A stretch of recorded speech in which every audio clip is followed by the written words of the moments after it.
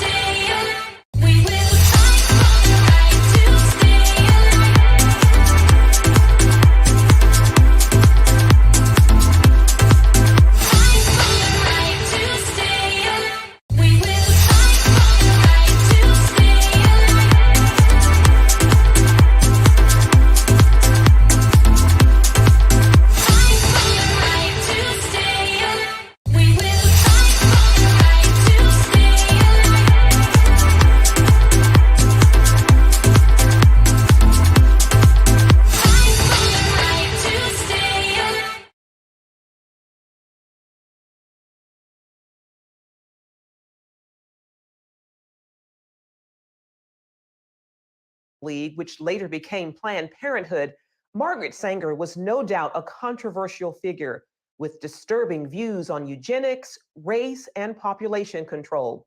While some argue she even wanted to exterminate the Black race, others are trying to erase that part of her past. The Mike Wallace Interview. In the eyes of some, Margaret Sanger has been a heroine. In the eyes of others, she's been a destructive force. In her own words, Sanger pushed for a society that limited births to those she deemed fit to have children. I think the greatest sin in the world is bringing children into the world that have disease from their parents, that have no chance in the world to be a human being, practically.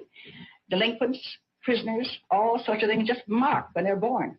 In 1916, Sanger opened the country's first birth control clinic. As a member of the American Eugenics Society, she advocated improving the genetic composition of humans through controlled reproduction of different races and classes. She often wrote about the issue in the journal she founded, called the Birth Control Review. In 1919, writing, I personally believe in the sterilization of the feeble-minded, the insane, and the syphilitic. The most urgent problem today is how to limit and discourage the over-fertility of the mentally and physically defective. Many point to a 1923 New York Times interview as proof of Sanger's racist motives, in which she referred to people as weeds, saying, It means the release and cultivation of the better racial elements in our society and the gradual suppression, elimination, and eventual extirpation of defective stocks, those human weeds which threaten the blooming of the finest flowers of American civilization. Hayden Ludwig, an investigative researcher, has extensively studied Sanger's life and writings. She talked about the need for race betterment through controlling these weeds, basically undesirable people. In 1939, after opening another clinic in Harlem, the birth control activist launched the Negro Project, an initiative supported by Black leaders, such as civil rights activist W.E.B. Du Bois. Critics claim the program used the pretense of better health and family planning for poor Blacks in the South as an attempt to limit the Black race. Ludwig says some on the left grapple with Sanger's past and how to interpret her legacy. They know when she writes about human weeds, they know that it's repulsive. They know it's disgusting. The left will never abandon Margaret Sanger because if they do, she's the foundation of so many of their views. Sanger once shared her vision for a preferred race at a women's branch of the Ku Klux Klan, writing in her autobiography, Always, to me, any aroused group was a good group. Despite those views, liberals praise Sanger's work while ignoring her history. I admire Margaret Sanger enormously. Her courage, her tenacity, her vision. I am really in awe of her. Ryan Baumberger, founder of the Radiance Foundation, says abortion proponents are working to clean up Sanger's past and what she stood for. They have to reinvent her every time they talk about her in order to justify their celebration of her. Former Planned Parenthood Director Abby Johnson says those inside the abortion industry are trained to overlook Sanger's racist views. They give you an answer like, well, I mean, yes, Margaret Sanger was a racist, but everybody was a racist back then. You accept it because she is your hero. And she has to be your hero. You cannot question Planned Parenthood. In 1997, Stephen Mosher of the Population Research Institute wrote about the push to repackage Margaret Sanger in the Wall Street Journal. The reason I call it the repackaging of Margaret Sanger is because after the Nazi regime destroyed the legitimacy of eugenics forever, they then went back and said, oh, she was just an early feminist. She was just an early supporter of family planning. No, she wasn't. No, she was a supporter of giving IQ tests to people. She was in favor of using those IQ tests to determine who should be sterilized and who should have children. In a response titled The Demonization of Margaret Sanger, Alexander Sanger, her grandson and president of Planned Parenthood at the time, called Mosher's editorial unfair. In the same piece, Esther Katz, director of NYU's Margaret Sanger Papers Project, claimed evidence revealing Sanger did not rationalize her support for birth control on racist grounds, that she never advocated genocidal policies aimed at racial, ethnic, or religious groups, and that she, in fact, believed access to birth control would benefit, not eliminate minority populations. Dr. Katz turned down our request for an interview, although in this article, the editor as public authority interpreting Margaret Sanger, she wrote, by our current highly sensitized standards, some of her attitudes and statements can be construed as racist, elitist, ethnocentric, and not politically correct. In 1942, Margaret Sanger's American Birth Control League became Planned Parenthood, which has moved to fulfill its founders' goals, helped greatly by the Supreme Court decision in Roe v. Wade. Under the veil of secrecy and deception, 60+ million babies have not been born because they were aborted legally since '73.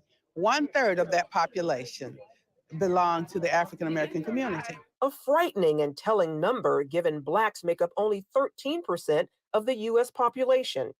Dan Gaynor of the Media Research Center says that Sanger's true mission remains alive and well throughout today's abortion industry. Look at the maps. See where the abortion facilities are. They are near places where people are marginalized, people are poor, people are minority, and that's their target market. Generation after generation, we have built a better world for our daughters. Because of allies in the media and academia, Gaynor also points out how speech from conservatives and others about Sanger's past, Planned Parenthood practices, and abortion is often classified as hate speech. There is nothing as close to a sacrament in the media as abortion. It is a holy writ that abortion is protected, and anybody who comes out against it, any organization, any business, anybody, the media swarm. So does social media. Facebook's new oversight board, and this is really concerning, has 4 co-chairs. And they're going to be the appeals board for content. Well, one of the 4 oversight board is on the board of an pro-abortion group. There's no pro-lifers.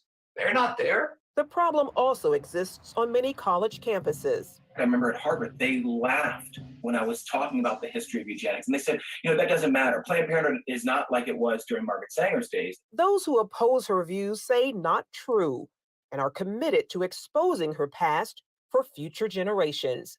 Charlene Aaron, CBN News. Well, keep in mind, this is a serious matter.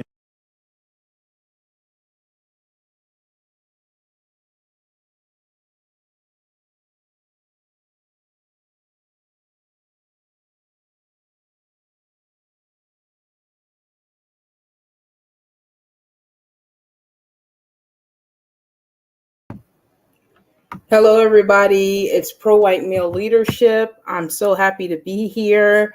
I know it's been about 2 weeks. I'm so happy that y'all here. I have some interesting information here, some connections here that I believe that we need to look into. Yes, this will be about Margaret Sanger. And my research and what I have been doing for the last couple of years has been researching a lot of things, association with the Black community and the white community and what's really been going on and what's really been happening. This is going to be a very interesting live. I definitely, after I finish with this presentation, I definitely do want Black women or white men or whoever to come up and speak to tell me what you think about this. But I have definitely I feel and I believe that there is a connection to Margaret Sanger and what was really going on in the 60s. We all know that what Black men have been saying about what was going on in the 60s was not really happening. We know that by the Moynihan reports.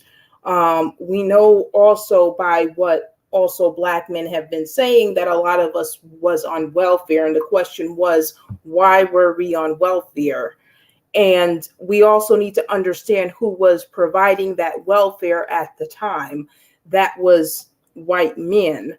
And they felt the need for some reason to support Black women and children, even though that they were racist, not excluding racism or any prejudice, but they still did what they felt like they were supposed to do, which they really did not have to do because your own group of people never did that.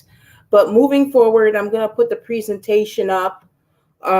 Just give me one moment here. And I also want to give a shout out to YouTube. I want to thank YouTube for making me a partner. I appreciate that so much. that will give me more time now to do more research to see what has been really going on. There seems to be a lot of truth to what was going on in the 60s, 50s, 40s, whatever. There seems to be a lot of truth to what white people, white men, whatever you want to say, was saying. And I believe that I have a connection here. You guys can come up and debate me on that. Like I said, you do not have to agree with me on everything here. That's completely fine. But this is a conversation that we need to have, because right now we're in a situation right now where we see what is going on. We see what's going on, and there definitely needs to be, I believe, I'm coming up to the same conclusion as what Margaret Sanger came up with, is that there needs to be a population decrease. I truly believe that. Now, I'm going to move forward with the presentation. Just give me one moment. And like I said, I want to thank you all for being here. I appreciate you guys being here. I appreciate all my fans, my Patreon members, everybody. When you come on my channel, no drama here with other content creators. I understand what's going on, but we don't need that here. We want to talk about improving the human race here, and eliminating certain people that have made it very clear they are not fit to be here. So I'm going to move forward. Just give me one moment, guys.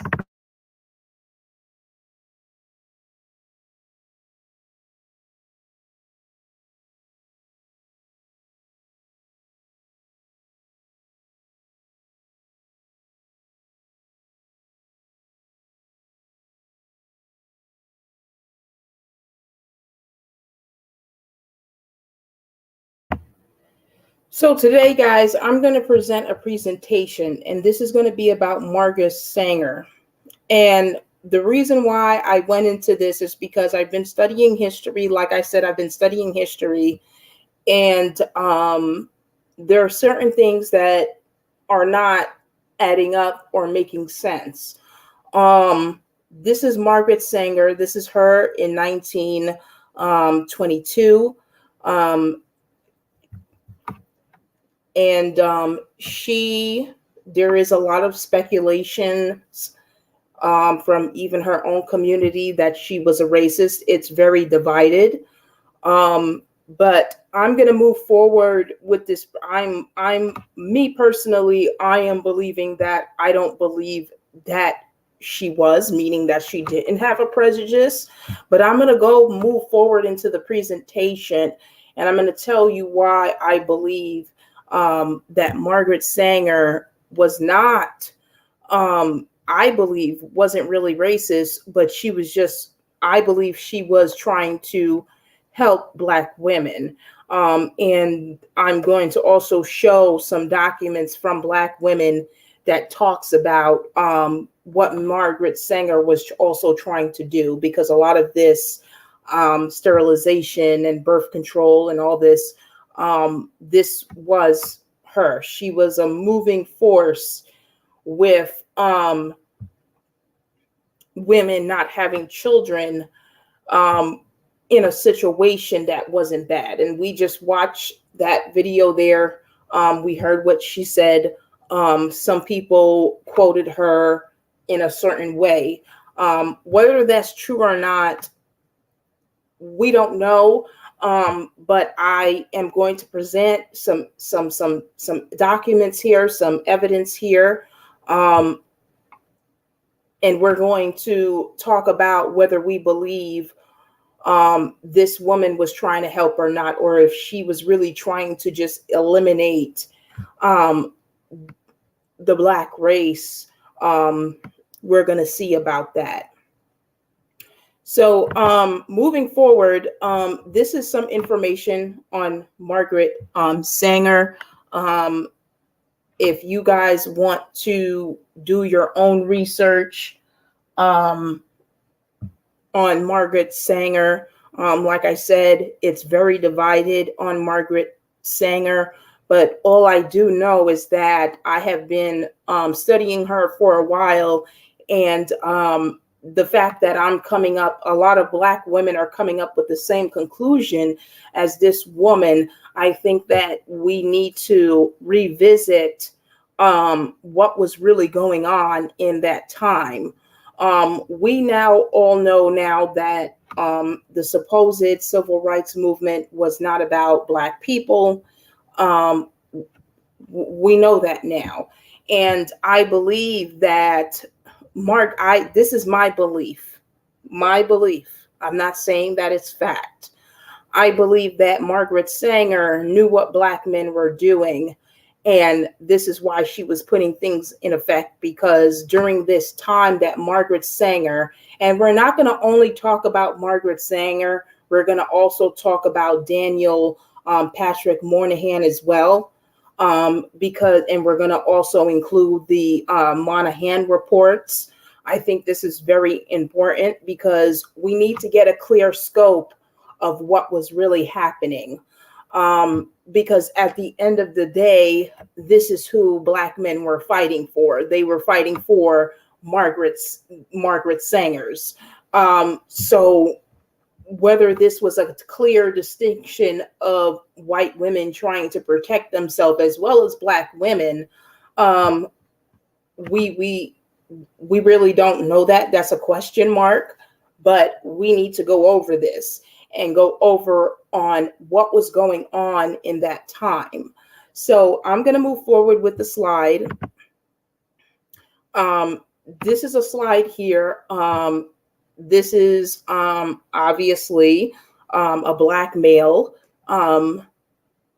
in protest for interracial marriage. And they had an interracial marriage club.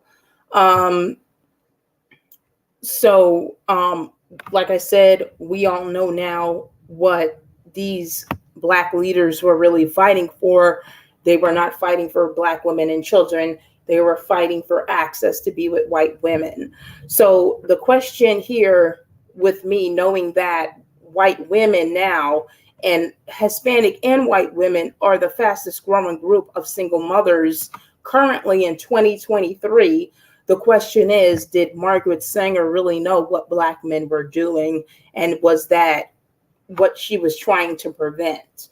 That is the question, as well as Daniel Patrick Moynihan. He also received a lot of scrutiny with what he was saying, what was going on with the Black supposed community in those times. And we're going to go into the data. We're going to go into some things. Some of you obviously are not going to like some of the things here, and I understand that, but this is going to be, you guys know how pro-white male leadership is. I tell it what it is. I'm giving you the facts and what it is. But moving forward, I want to start to speak to where I'm going with this. So here we have, this is Perez versus Sharp. And this took place in 1948. And both Margaret Sanger and Daniel Patrick Moynihan was alive at this time. I believe that there is a connection there because Black men have claimed that white men and Black women have been working together to keep them out of the home. But for whatever reason, these men were in court fighting to be with white women or non-Black women. So this is the court case here. This is it here. This happened October 1st, 1948. Like I said, this happened in 1948. Both Margaret was alive and both Dr. Moynihan was both, they were both alive at this time. I believe that they were seeing something. But moving forward, I want to talk more about this, and I want to move forward. So this is Dr. Daniel Patrick Moynihan. He wrote a report in 1965. It took him a few years, obviously, to write it, but it came out in 1965. And he believed that there needed to be attention. And he predicted what was going to happen with the Black community. And he predicted that what we're experiencing now was going to happen. And for a very long time, Black males have tried to convince Black women that this was not true. But what these older Black men are claiming, according to this Moynihan report, is not true. I'm very aware that there is a Black man online claiming that he's embarrassed to be a Black man, which he should be. But he's also claiming that he lived in a time where they took care of each other. And according to the Moynihan reports, that's not true. He could be married to a Black woman, and a lot of Black men were, but they were still doing the exact same thing that they were doing now. And we know that because of this report, because Black men have also said multiple times it's because we were on welfare. So I don't understand how you have all these leaders in your communities and fathers and protectors when Black women were receiving welfare from white men at that time. But I'm going to move forward with this. This is from the 1960s. So some of the technicals might be not as advanced as the technical analysis of today. But this is a legitimacy ratio per 1,000 non-births.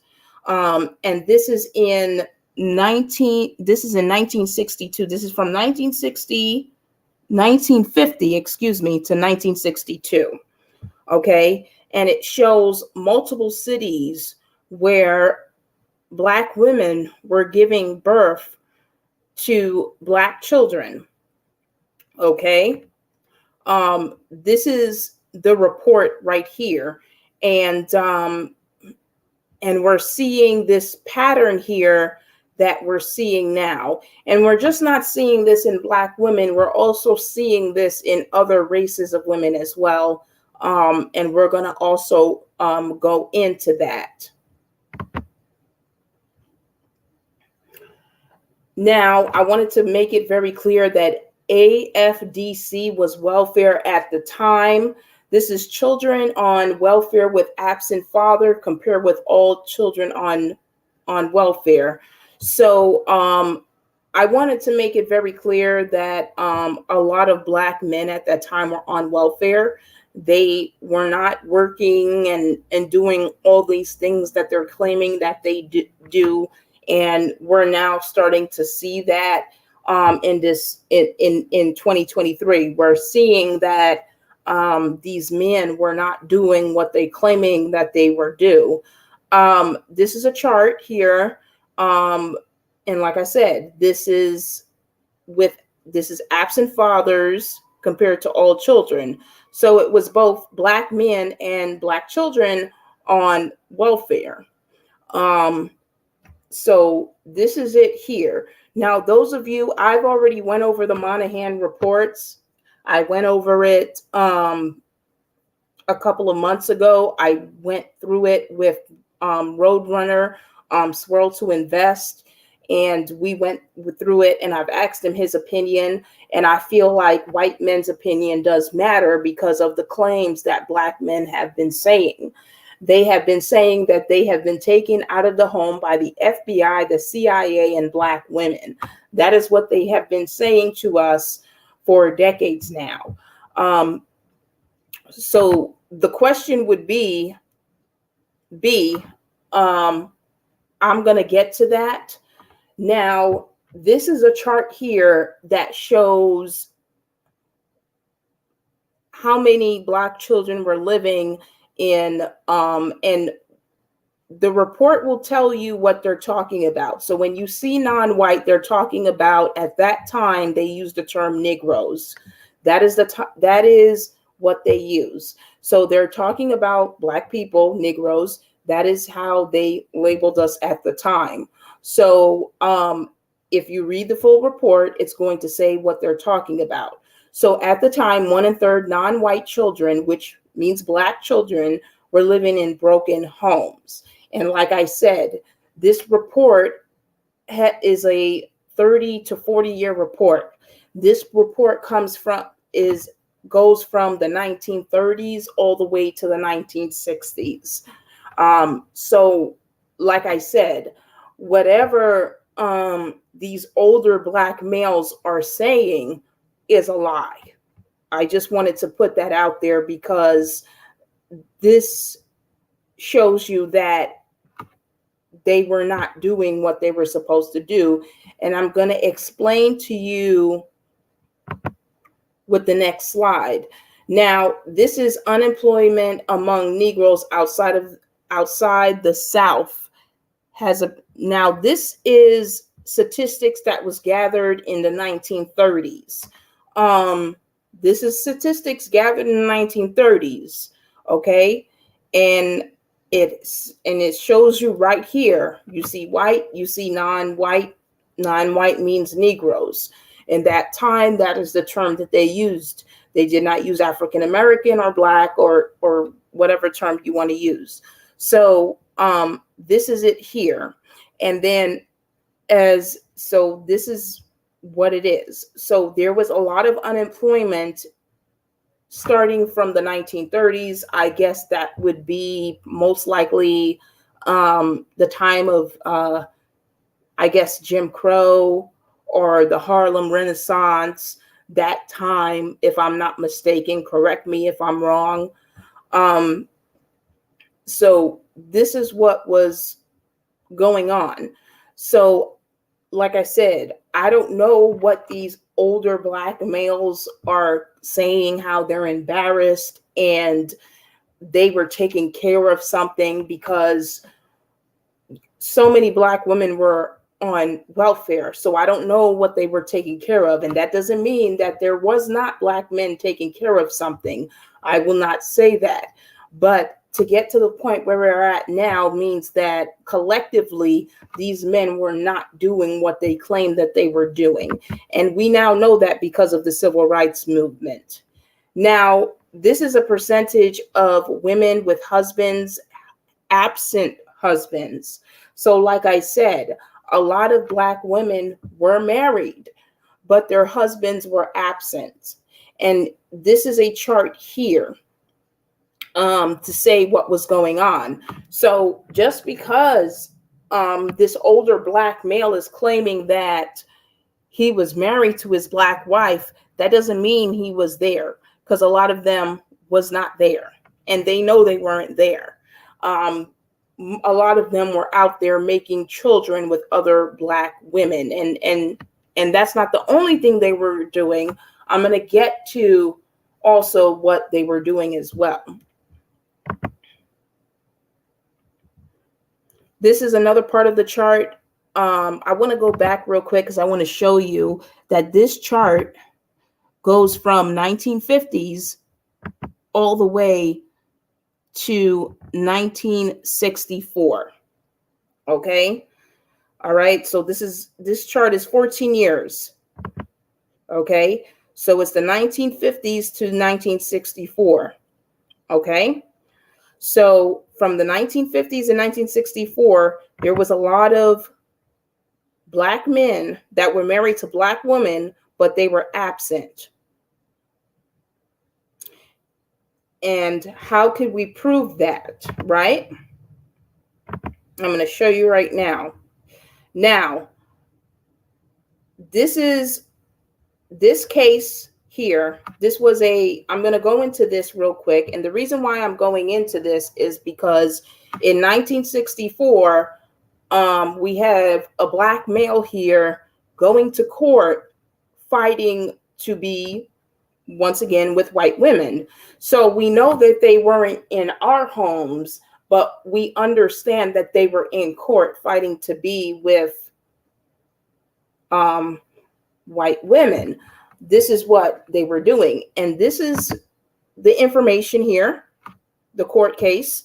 This is McLaughlin versus Florida, 1964. So if I was to return back to the Moynihan reports here, if I return back to the Moynihan reports, it shows that Black women were married, but Black men were leaving the home. Okay? And they have claimed for a very long time that this is something that white men were doing. White men and the combination of Black women were doing. So I wanted to, put that out there. So they were leaving the home, but for some strange reason, they were able to go to court and dish up the money to fight to be with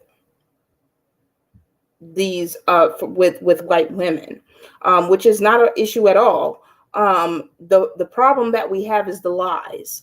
That is the problem that we have. But moving forward, I want to go into another case here.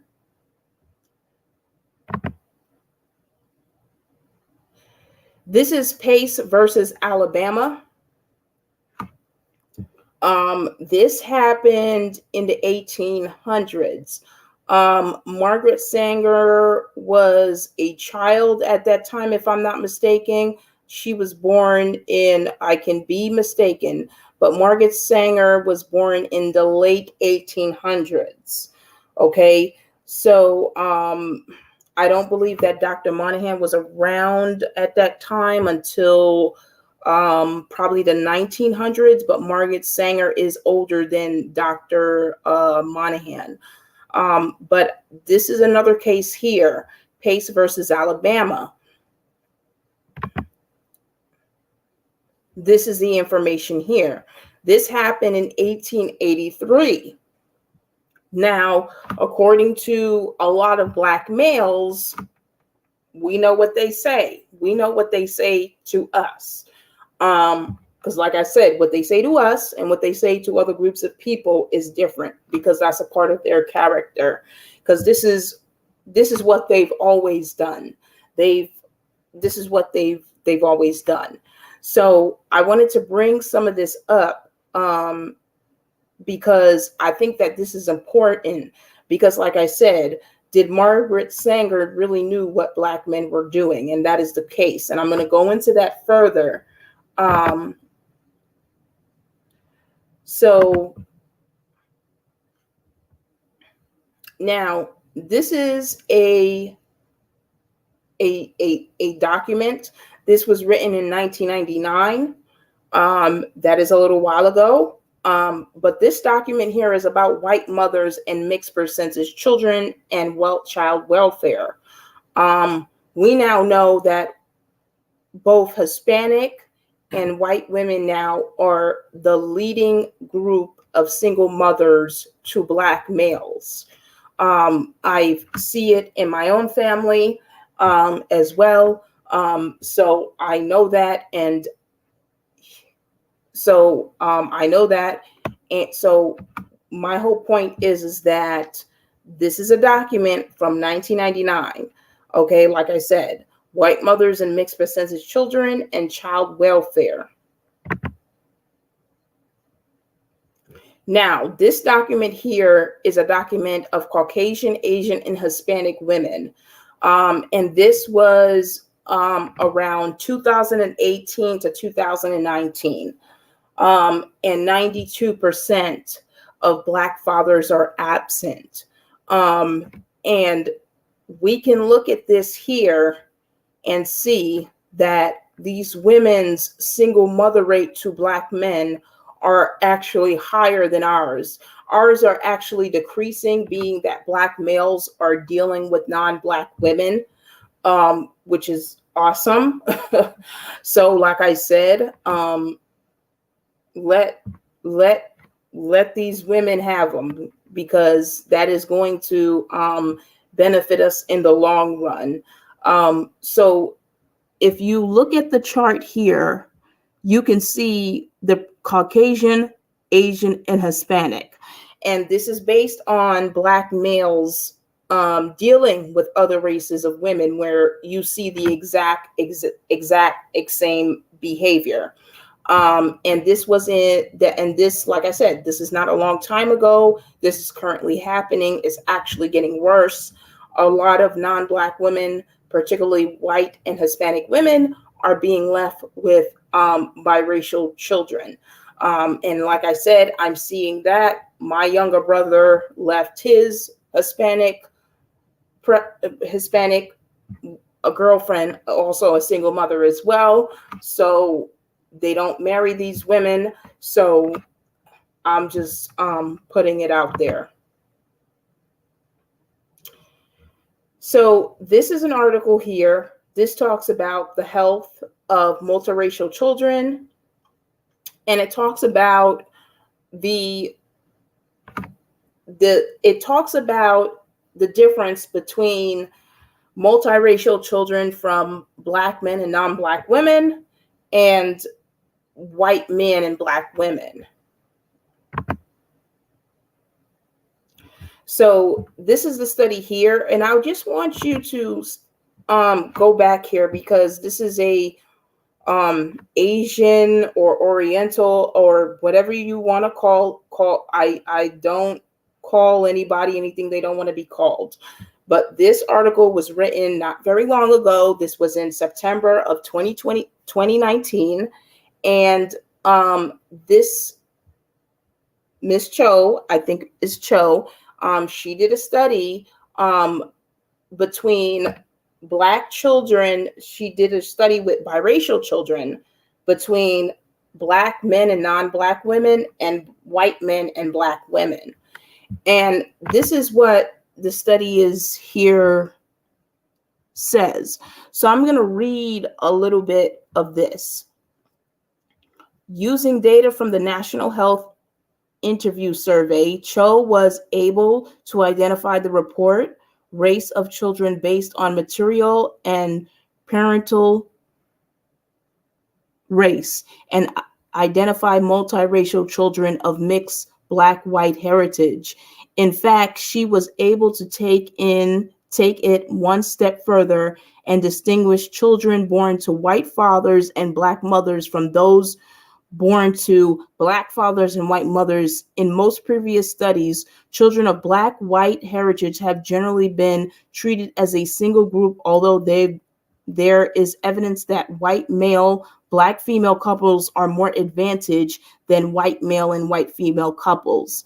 By breaking them down into subcategories, Cho was able to document health disparity depending on the gender of the Black parent.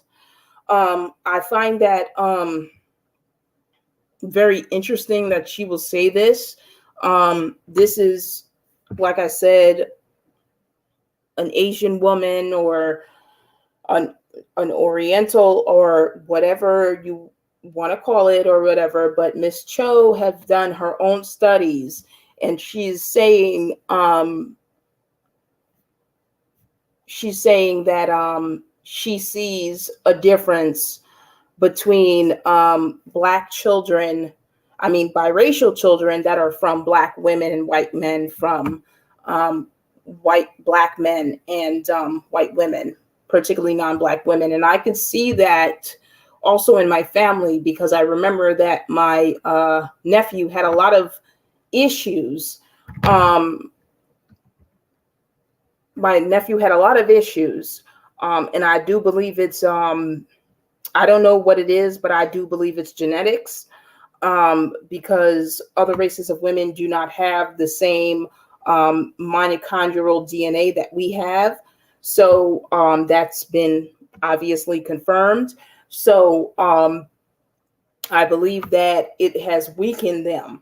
But moving forward, I want you guys to come up. You know how I am. I want you guys to tell me what you think about this.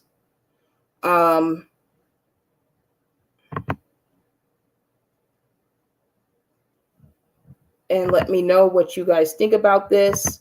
The question that I have here, this is the question that I have. I'm going to pull it up right now. Because like I said, these both Patrick, Moynihan, Margaret was alive at around the same time. Margaret did die, unfortunately, in 1966. And Patrick Moynihan, like I said, Margaret was a little bit older than Moynihan. But I feel like there is definitely a connection here. But I definitely want you guys to come up. I'm going to go on intro a little bit to give you guys some time to come up and let me know what you think about this. We definitely need to talk about this, what was really going on. So we know that Black males were not working. Most Black women were on welfare at that time. This is something that was confirmed by Dr. Moynihan, and he predicted that we would be in the situation that we were in right now, which is at 70%, but it is decreasing to 61% because Black males are now dealing with non-Black women, which is Hispanic and white, and their single mother rate is increasing. So I want you guys, I'm going to go on intro for a few minutes, and I want you guys to come up, let me know what you think. The question is that did Margaret and Daniel try to warn us? That is the question that I want to ask. And what can we do at this point? Because these two people here were scrutinized. I mean, Margaret Sanger was actually arrested. She was put in jail. So we need to understand that. I also have another document that I do want to go over, but I do want you guys to come up, talk to me about this, and tell me what you think about this. I'm going to go on intermission for about 5 minutes.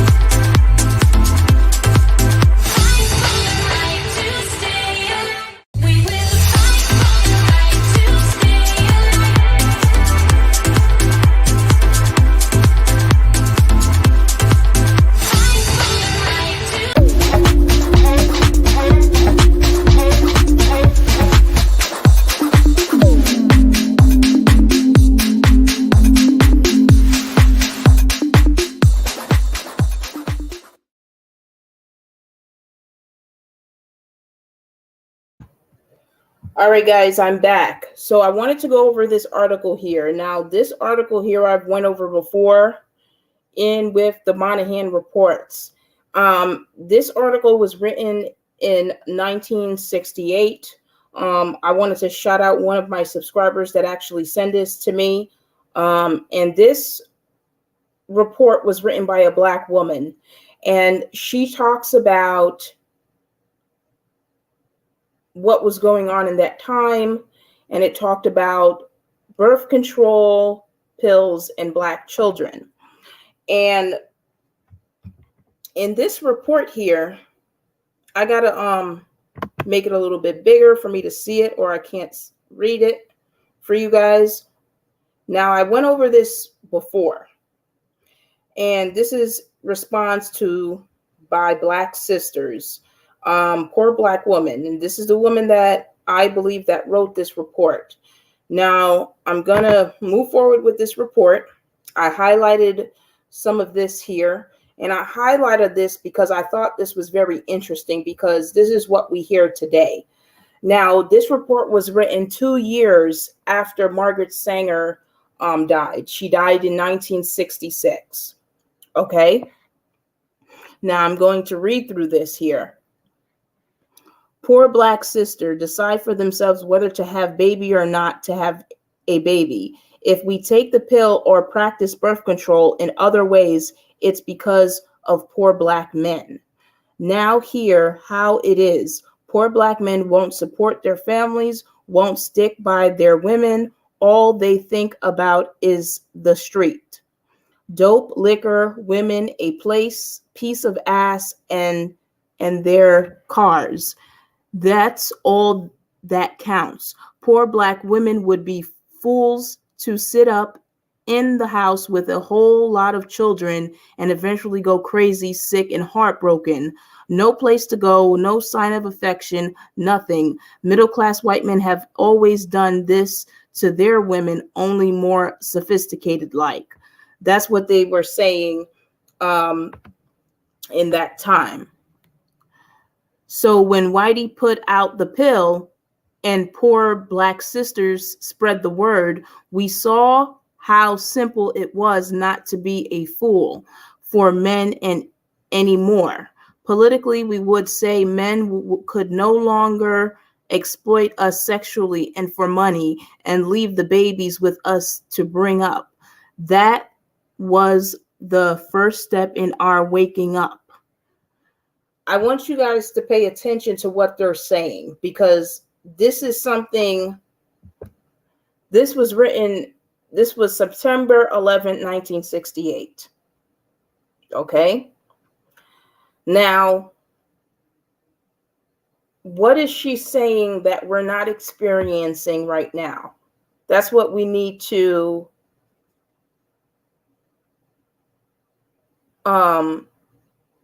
because I go into this all the time.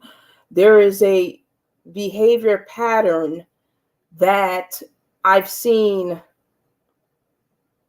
that I've been seeing, and I've also been seeing it in my own family members. So what are we experiencing now that we were never experiencing before? And the truth right now is, like I said, these women are talking about the pill. And when they're talking about the pill, I believe they were talking about what Margaret Sanger was, Margaret Sanger. That's what I believe that they were talking about. That's my belief, right? Okay. So I asked this question again. Was Margaret Sanger trying to help Black women or poor women, knowing what these men were doing? So what these older Black men are saying to you is not true, because this is what Black women are saying in 1968. So there's no way that these men were doing what they claimed that they were doing. And we see what they were doing. We see where they were at. We see what they were doing. Moving forward, I'm going to finish this. Black women have always been told by Black men that we were black, ugly, evil, bitches, and whores. In other words, we were the real N-word in this society, oppressed by white males and females, and the Black man too. What do you guys think about that?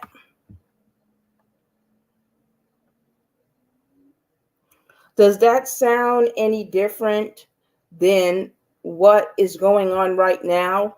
Does that sound any different?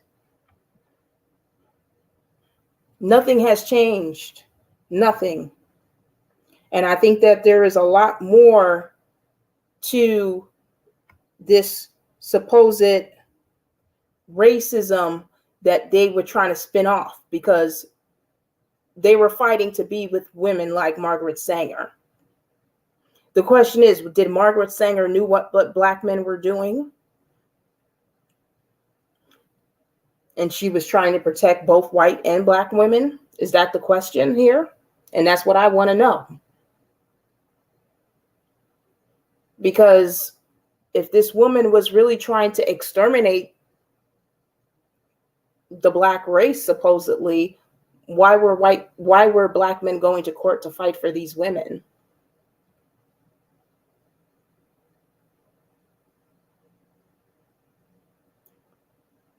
I keep telling you guys the same behavior. Nothing has changed. Because the whole thing is this whole thing that these men sit up and talk about other races of people and other races of women and all this other crap. My younger brother is now complaining about his what they call it, a preference. They say all the same shit. Excuse me. Because this is what they do. This is their character. Because it's just in them. And I keep saying it's their genetics. It's their DNA. But moving forward, I'm going to finish reading what I highlighted here. Now, a lot of Black brothers are into new bag. Black women are being asked by militant Black brothers not to practice birth control because it is a form of whitey committing genocide on Black people. Well, true enough, but it takes two to participate in genocide, and Black women are able to decide for themselves. Just like poor people all over the world, whether they will submit to genocide. For us, birth control is freedom to fight genocide or Black women and children. What do you guys think about that?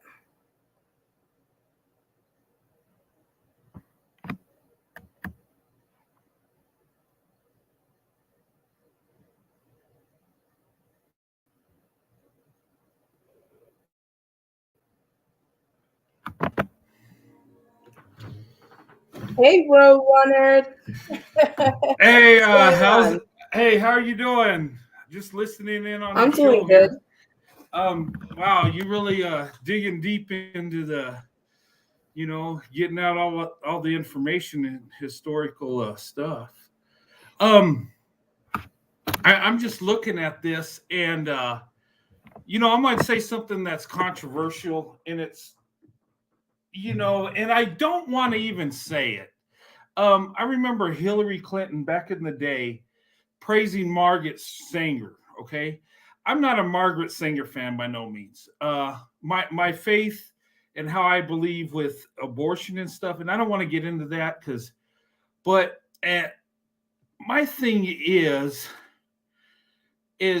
what you're talking about is connecting what's going on at the times.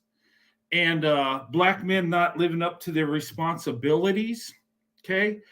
Back in the day, I'd be like, oh, this is crap. They're just attacking Black people. And, Hillary said that one time that Black men were predators. And I said, man, I was so mad at that statement. And I don't want to believe it. I don't even want to say it. But unfortunately, sadly, there's some truth to this. We're seeing it in today's world. I've looked up some stats, and I've seen some people that have felony sexual assaults, and man, I mean, and it's not all, but there was a disturbing thing going on. Black women were abused, and it wasn't just by white supremacists, but it was within the community from Black men. And, you know, the marriage rates were higher, but they were still leaving these women and starting other families while being married. You know, and they say Black or white men with the help of Black women kicked Black men out of the house. I don't believe that to be true. I think a lot of men that were in the house weren't even the fathers of the children that the woman had. And that's going on today. We call those guys welfare pimps. They get with a woman that's on assistance, live off her government benefits, and get a free ride. But maybe Margaret Sanger, and like I said, I'm no fan, believe me. But I think she might have seen something that she saw Black men as predators. And they were, a lot of them wanted to be with white women really bad. They even raised money to go to the Supreme Court. And, you know, maybe that was a fear factor to kind of keep the population down. I'm not for regulating population. I mean, you can be and you can't, that's fine. I'm more in a faith-based type thing. But I'm okay with, you know, abortion, and I don't want to go into that, but with my faith, I can't support it. But I'm okay with birth control, adoption, all that stuff. And I don't really want to get into that, but what I'm saying is there was a problem back then, like there's a problem now, with fatherhood, with, you know, the community. Were there good Black men back then? Of course. There are good Black men today. I'm not going to act like there's not, but the collective sucks. I'm just going to say it. And Black women, you know, need a good, that want to be in a relationship, need a good man that's going to be a father and a provider, protector. And I think the solution in today's world is open up your options. Okay. That was a different world back then. Black women were married a lot more, but they had no choice. Black women couldn't just say, hey, I'm going to get with a Black man because Brad over there thinks I'm awesome. They couldn't do that. They would have to do it behind closed doors, and they couldn't be legally married. It was forced separation. Okay. But, you know, I think Margaret Sanger and all this stuff that's going on, I think there was something much more going on. I don't think it was just, I think she was a racist, but I don't think she was to where she wanted just to, you know, get rid of people. I don't think it was that far. Maybe keep the population down. But maybe to keep Black men away from white women, because Black men have always wanted to be with white women. Okay. Just like white men have always wanted to be with Black women. It just, look, we love each other, and why we try to separate, and that's why there was segregation, because they didn't want interracial marriages and procreation between Black and white people. But anyway, that's just my opinion on that. Yes, and I've spoken to you. Thank you so much for coming up, Roadrunner, because I know this is very controversial. But like I said, I do a lot of studies. I've been doing this for a couple of years now, and to me, there seems to be a pattern that's going on. I played the video in the beginning of the live. I can replay it again. And what I found interesting is when the guy said that most of the places where they're putting the parenthood is in places where it's a lot of poverty, where a lot of the men don't want to take care of the children. They don't want to be there. I mean, Yes. What do you think about that? Yeah, I know exactly why they're doing it. Okay. Because in those neighborhoods, a lot of them are mostly black neighborhoods. And the reason is the marriage rates are the lowest. That's where they're going to get the most business. Black men in the collective aren't getting married. So there's a lot of black women that are single mothers. So Planned Parenthood, they put them in those places because they're going to get the most business. If you know what, if you understand what I'm saying. And black women aren't just going out there wanting to get an abortion for political things, or they're doing it because they're scared. And, you know, just because I'm not for the abortion, I understand why black women do it, and I have sympathy for them. I understand because they're scared, they're alone, nobody's there for them. And it's sad, and it's horrible. But they're going to be in those communities. You're not going to put a Planned Parenthood in my neighborhood. We'll run your ass out. And in fact, yeah, if you don't remove that building, we'll do it for you. We will not accept it. It's not going to happen. But in the poorer communities, black women are scared. You know, and the men are not taking care of the women and children. So they're kind of forced into a box. And a lot of them will get abortions because they don't know what else to do. And the sad to say, the black men are okay with it because that takes the responsibility off them. And then turn around and complain that they're killing off the black race, the numbers and all that. No, it's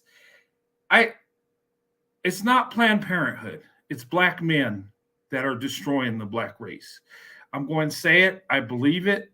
Yeah, Planned Parenthood is doing the procedure, but the men are leaving the women alone, which putting them in a desperate situation to where this is happening. That's it in a nutshell.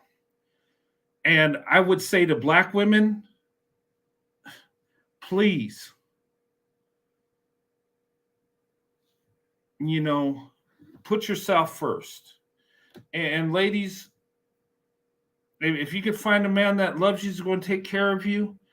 If it's a white guy or an Asian guy, you know, there's nothing wrong with that. I know black women are, you know, very supportive of black men, but I just wish black men were better for these women. I'm just going to say it. It is sad, though. But that's just my thoughts. But I believe it's the men's fault. Planned Parenthood would not exist in the black community if black men were being husbands and fathers in the collective. Just saying. Like I said, I've spoken to you about this, and I know that this is very controversial for you, but I feel like I've made a connection here. Now, I'm not excusing racism or prejudice, but there seems to be, like I said, a pattern here. And I want to go to something here that I find very interesting, because this is something that I'm also seeing in my family as well. When black men deal with non-black women, the same thing is also happening. They actually leave non-black women faster than they leave us single mothers. What is your response to that? Where what? I'm sorry. I was reading the comments. Say that again. I'm sorry. No, that's fine. I'm saying that moving forward, this is now 2018. You know, this is the statistics from 2018, 2019. So this is not long ago. We're in 2023, and now we know that our single mother rates have went down because other rates of women's single mother rates have increased. Now we know that 92% of non-black women that date black men also become single mothers. And I'm also seeing that in my family as well. Yeah. What do you think? What is the coincidence of that really happening? I think I can explain this, what's going on. Okay. These guys are irresponsible, and there's more out of birth rates with white women and not non-black women than black women with these black men. And I think what's happening is these men, they don't date out and their character changes. They're still the same men. But white women, Hispanic women, Asian women, Middle Eastern women will not put in the work or pour in the love and have the strength that black women do. Okay? That's really what it is. Black women, and I'll say this over and over again, are a better option for all men because black women give everything. And that's why the percentages are worse when these black men leave black women for their so-called preferences, because their preferences are not going to love them like black women do. And they're just not. And that's why their percentages are worse. And look, black women with white men. Black women will love us white men more than Becky, Maylene, Maria, or anybody else. That's a black woman's character. What this all tells me is black women are the best option for all of us, hands down. Period, end of story. The debate's over. And that's why their preferences have more single mothers, because they're not going to the wall like black women are. They don't have the heart, the soul, and the determination like a black woman does. They do not. And this proves it. So if we were smart as men on this planet, we would all compete for the black woman. And it's just the truth. Tell me I'm wrong. Look, I mean, seriously. I'm not wrong. Yeah, because I'm looking at what's going on in this time. I mean, we have the Moynihan reports. We know, I referenced this older black man that claim that they have all these good black men. And this is something that a lot of them do because they're very manipulative. That's a part of their character. And, we went over this a couple of months ago and stuff like that. So, and this is a part of, I put some clips in here from the Moynihan Report on what was going on. And a lot of black men, even to this day, will say that we were on welfare.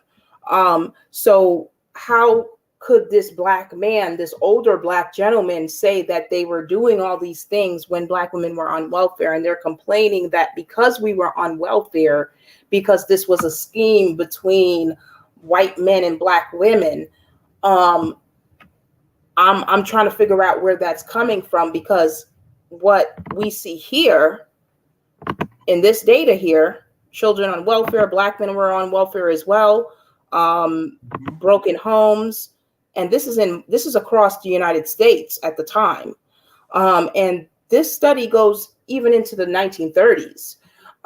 So, what is your take on this? Well, my take on this whole thing, and where that older guy said he was ashamed, and back in the day, black men were doing it. Maybe they were better than today. I can believe that, but it's still the same BS.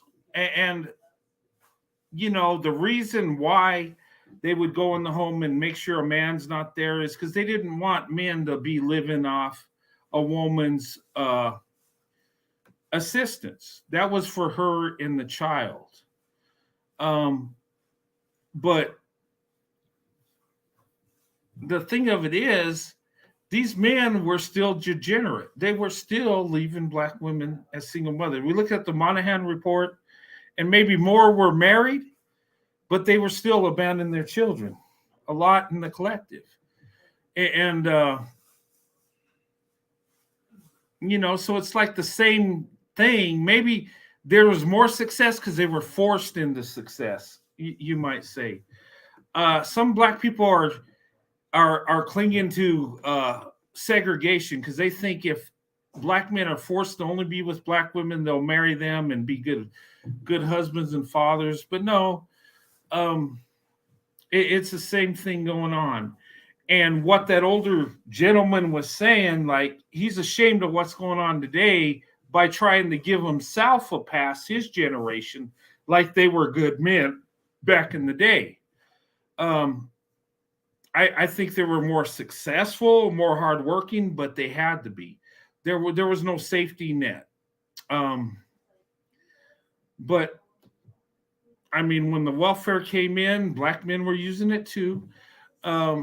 And a lot of these women, a lot of the men that were run out of the home were men that weren't even the fathers of the children.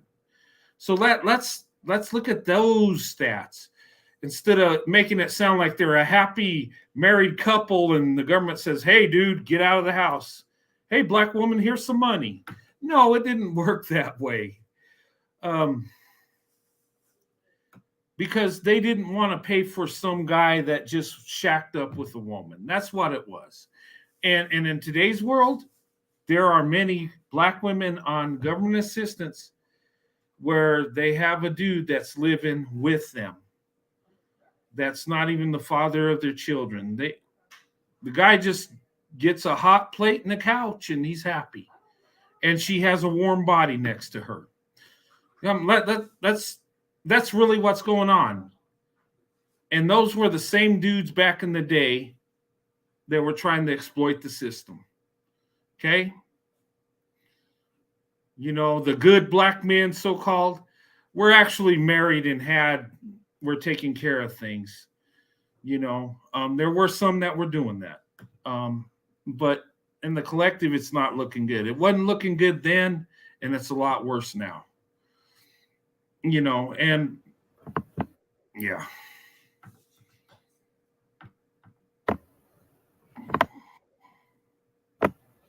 That is what Daniel Moynihan said. He said that this situation is going to be worse.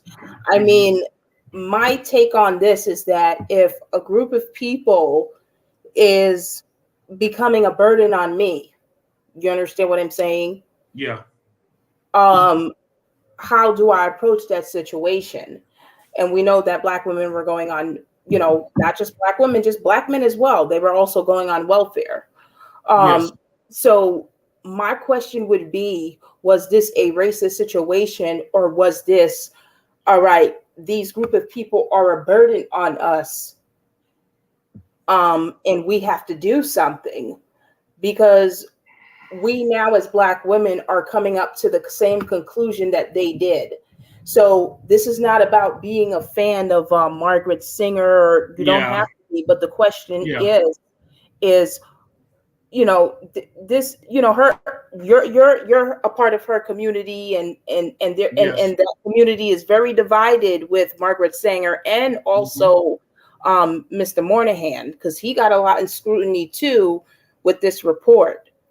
So they both was, you know, and like I said, Margaret Sanger, when she opened up her first clinic, they put her in jail.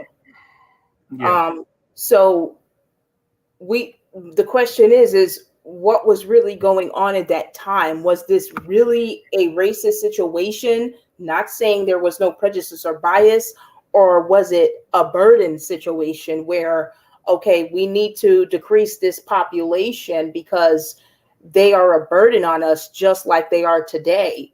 Because now we now know that not black women, but we now know that black males are costing the government. I mean, it's a lot more now. They're costing the government, like, you know, they're costing white men over $50 billion a year, and they make up 6% of the country. So, I mean, what do we do with this information, and could we learn from this? What do we take from this? What are we supposed to do right now? Well, we could take the information, look at what's going on. It's just, it's disturbing. I mean,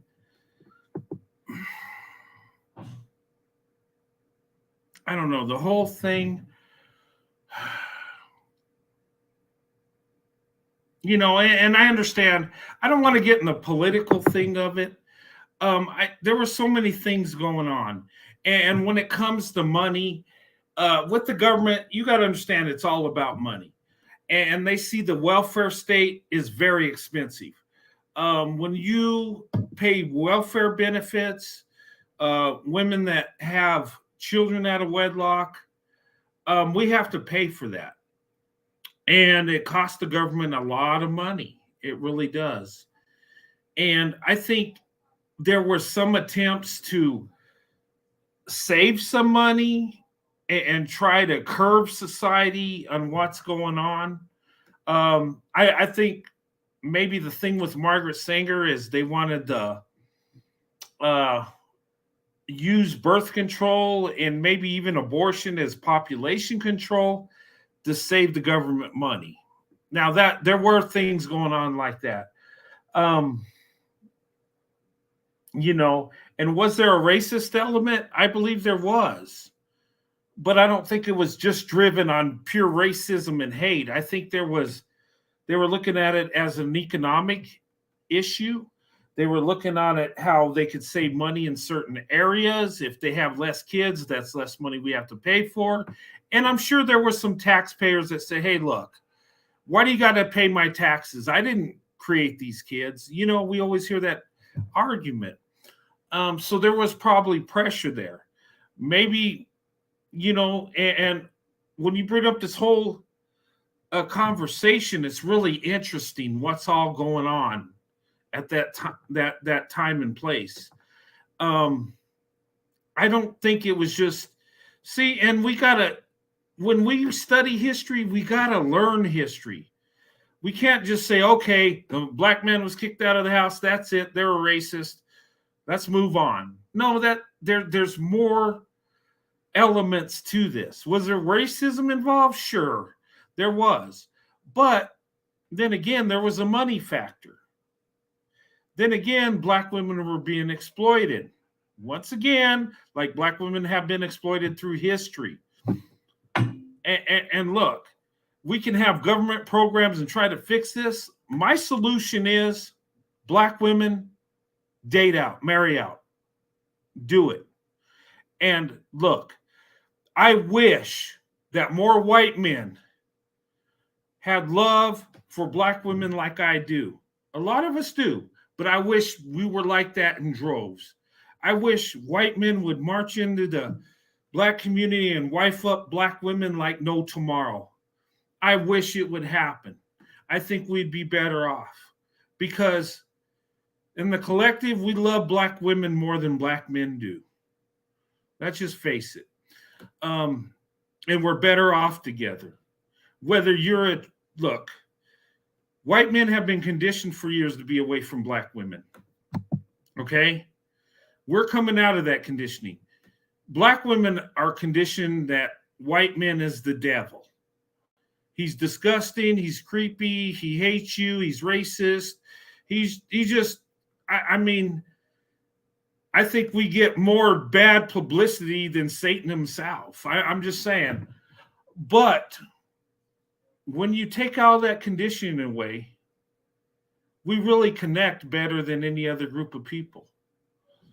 And the way to fix all this stuff, you're not going to fix it totally, but to make it a lot better, black women, open up your options. You'll be safer.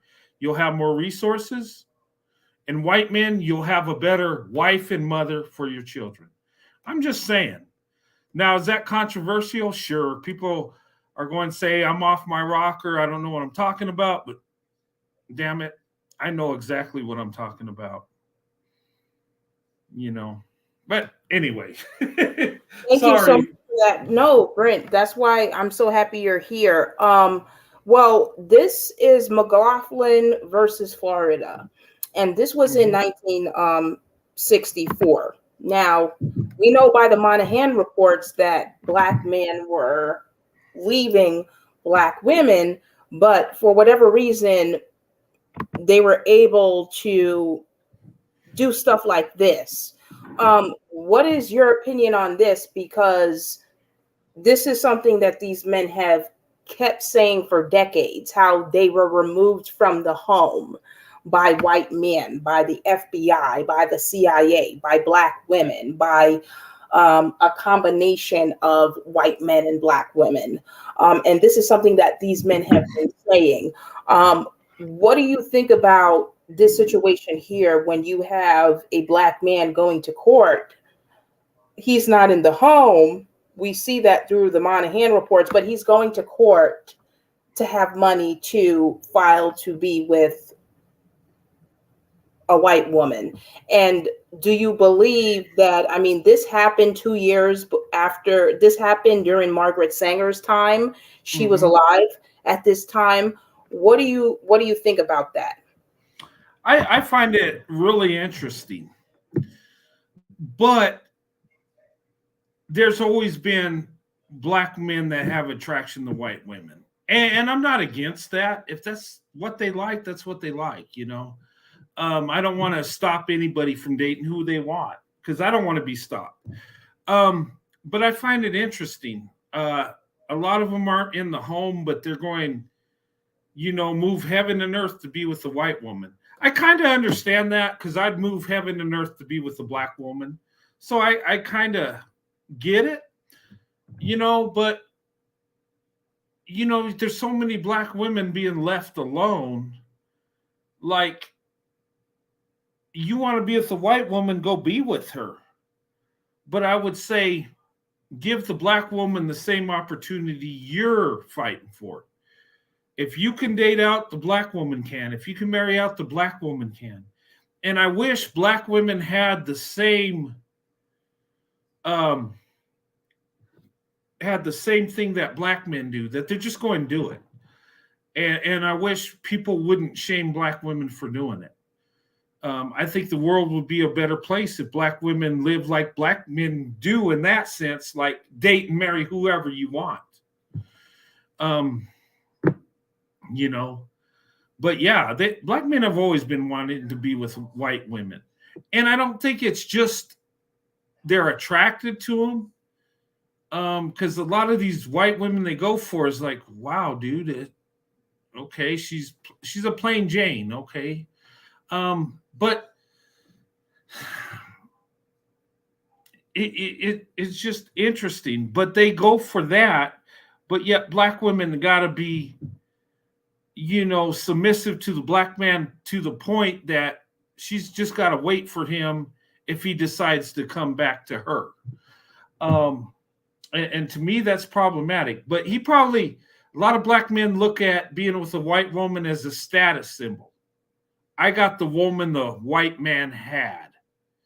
It's like I think it's a play on like, hey, I'm superior to you. I got your woman. And a lot of Black men think that. Where us white men, we get with a Black woman, we're like, we just love her. We want to be with her. And we don't say nothing. We just live our lives. But yet we get attacked. But yet Black men do it. And it's funny because white men will support, in today's world, Black men with white women. In fact, they'll praise it. They'll try to be his friend. They'll try to say, hey, that's cool. You guys love each other. And oh man, that's so awesome. But yet the other way around, like I'm with a Black woman. I'm the biggest white supremacist and racist and fetishizer and just some horny dude that wants to jump on Black women. That's how they frame me. I'm none of those things, but it's just interesting. But this is a status thing too. It's not just a thing he wants to be with a white woman. I think it's a status. I think there's some lust there too. And there's lust with Becky too. Becky, you know, there's a lot of Beckys that want to experience the Black man, you know. And hey, that's their thing. But that's my opinion on that. Yes, I mean, I think that Black men kind of have that mentality with all races of men. That's how they think, even though they're friends with you guys. Mm-hmm. That's what they will continue to say, which is very interesting. But my next question would be, because now this is, let me put this out here. This is another case here. I want to put this here. Hold on for a second. Well, what I'm going to ask you next is, did Margaret try to help Black women?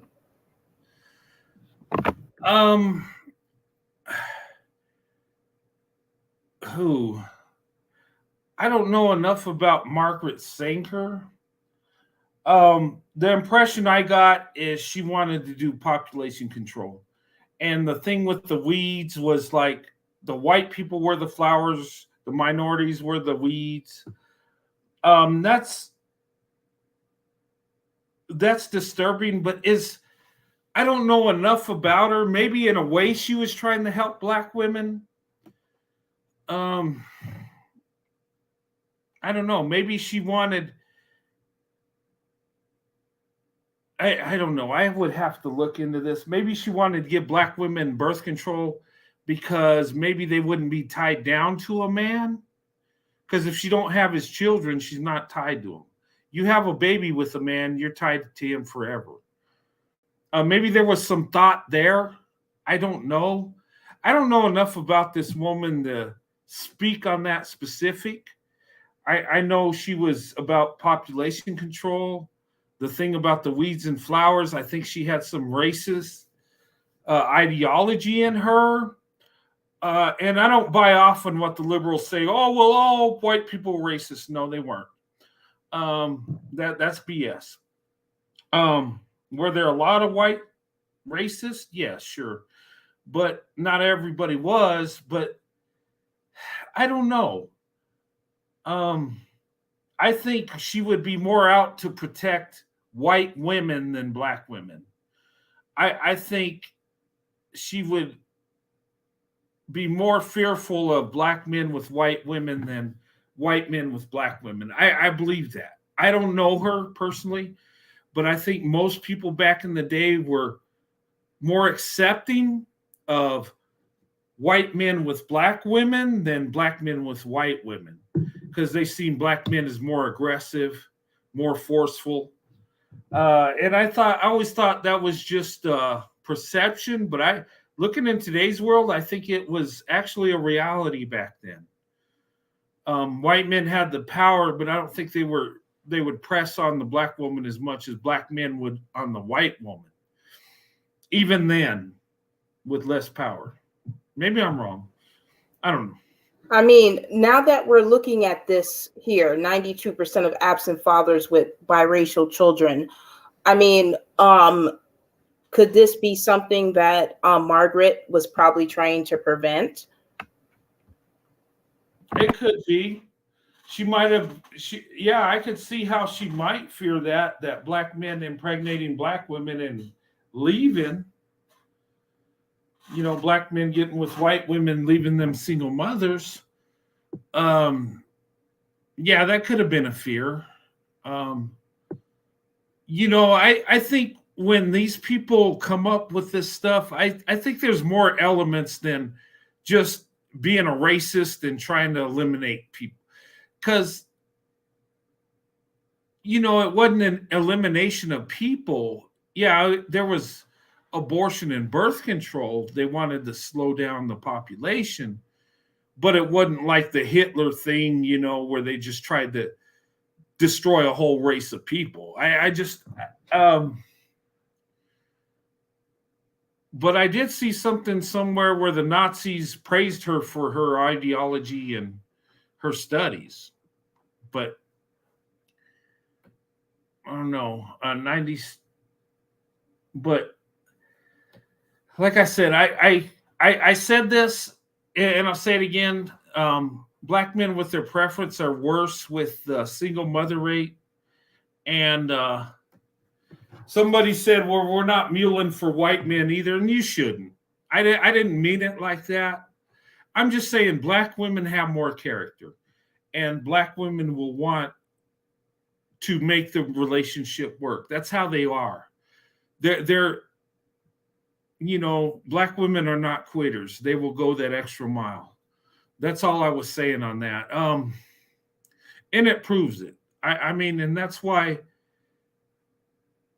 if we were smart as men, we would all compete for the black woman. You know? And I think if everybody knew the truth, we all would. And it will come that way someday. Just the thing is when. Brent, we have somebody that wants to come up, so I'm going to let them up, but just give me one moment. Okay.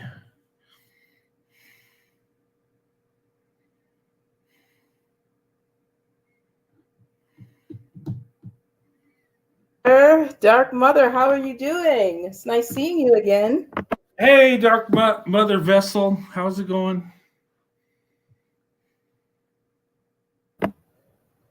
Can't hear you.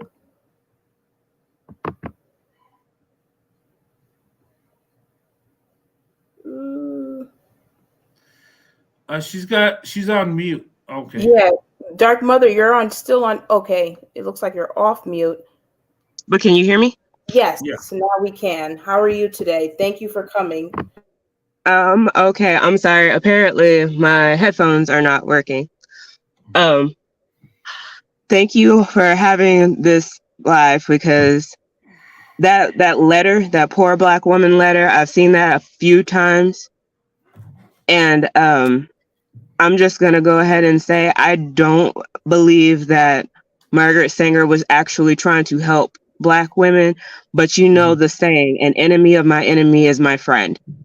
So even if she wasn't necessarily trying to help Black women, she did.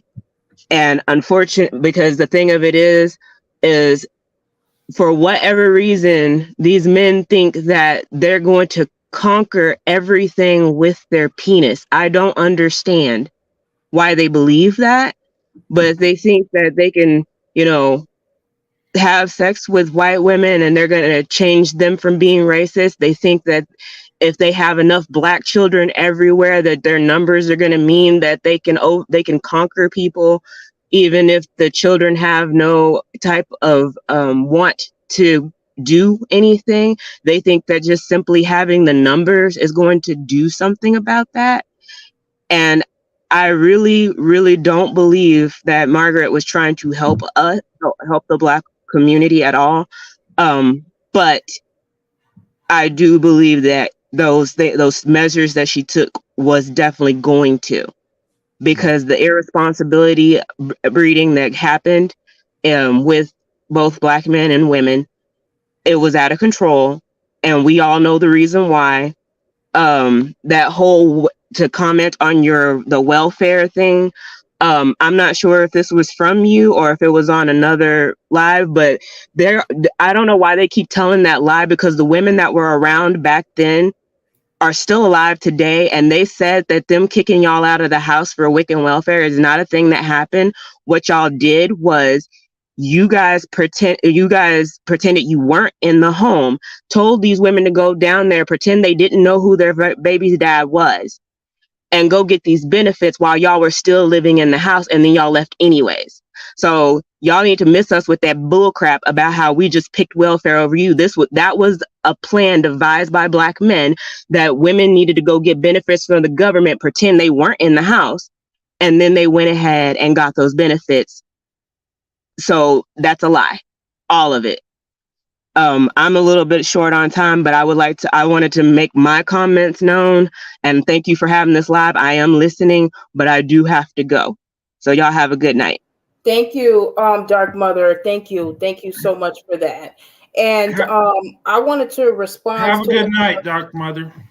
I wanted to respond to what Dark Mother just said, because this is a part of Black men's character, and this is something that they do.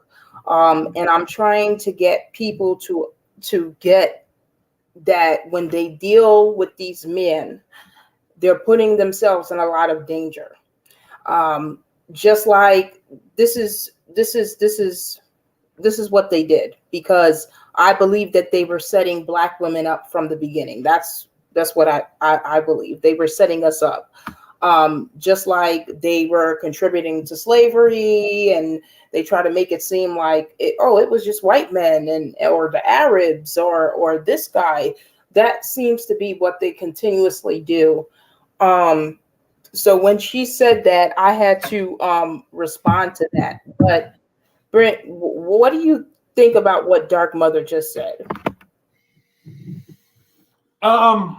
I agree with what she said. I don't think it. You know what? There were cases that I've heard too where the black men would say, "Hey, no one's in there, get the benefits and sneak in the home," and they played the system like that. They did. I've heard elderly black women say that that happened. So it happened.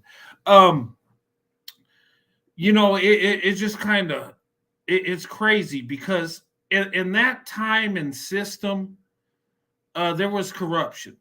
Because if the father a lot of times wanted to be in the household, he would be there but he didn't, because the money he made at his job and her benefits would disqualify her for the benefits. But if you make her like a single mother, you get what he gets at the job plus what she gets from the government. That's my theory. What was going on? It was a way to play the government. It was a way to get your hustle, you might say. A lot of betas out there are talking about how to get your side hustle. I think this was like a side hustle in a way. I'm just by what I'm seeing. I don't look. I wish back in the day there wasn't that racial divide and segregation. I wish black women could have opened up their options back then. I think we would have came together if there wasn't a racial divide. Black women and white men have loved each other since the beginning of time. We have. I think we're meant to be with each other. I think eventually black women, white men will be with each other. Not all, but a lot of us will. And it needs to happen. Just saying. But sorry, pro-white. Go ahead. No, Brent. I love it when you come on my platform and take the floor. Yeah, but I just found this very interesting. And like I said, I'm not trying to excuse racism or bias, but I just found it just interesting that all this stuff was going on with the Moynihan reports, black males going to court to fight to be with white women, them not being in the home, and then we have Margaret Sanger here. Supposedly she's trying to decrease the black population. Whether she was helping black women or not, that's a question. And that's what the question is here. And a lot of people said that she wasn't, but what she did help black women. Mm-hmm. So that's interesting as well. But like I said, the next question would be did she see what black men were doing? Because she was around the time where the civil rights was going, even though she died in 1966. She died in 1966. I mean, is there a possibility that she kind of saw what was going on and she kind of knew what was going to happen, kind of just like Dr. Moynihan predicted what he predicted? That's the question. Yeah, I don't know if she saw that with black men, and that's a possibility. A lot of that is possibilities. And what Dark Vessel said, she didn't believe Margaret Sanger was trying to help black women, but somehow did in a way. I kind of believe that because I think she was pro-white. I don't think she was really cared too much for black people. I might be wrong, but I really don't think so. But with the birth control would really help black women, because if you're not pregnant with the man's child, there's no ties to that man.